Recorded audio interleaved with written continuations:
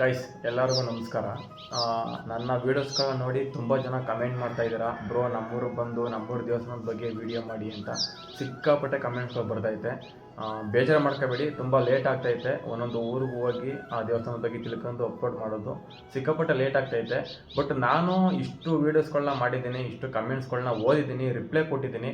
But ಏನು ಅಂತಂದರೆ ಅತಿ ಹೆಚ್ಚು ನಮ್ಮೂರು ದೇವಸ್ಥಾನಕ್ಕೆ ಬಂದು ವಿಡಿಯೋ ಮಾಡಿ ಅಂತ ಅತಿ ಹೆಚ್ಚು ಕಮೆಂಟ್ ಬಂದಿರೋದು ಒಂದು ಏರ್ಲೂರು ನುಣ್ಣೂರು ಮಧ್ಯದಲ್ಲಿರುವಂತಹ ವೈದ್ಯನಾಥೇಶ್ವರ ದೇವಸ್ಥಾನದ ಬಗ್ಗೆ ವಿಡಿಯೋ ಮಾಡಿ ಅಂತ ಸಿಕ್ಕಾಪಟ್ಟೆ ಕಮೆಂಟ್ ಬಂದೈತೆ.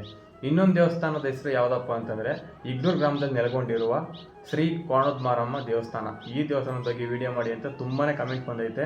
ಸ್ವಲ್ಪ ಲೇಟ್ ಆಗುತ್ತೆ, ದಯವಿಟ್ಟು ಯಾರು ಬೇಜಾರು ಮಾಡ್ಕೋಬೇಡಿ.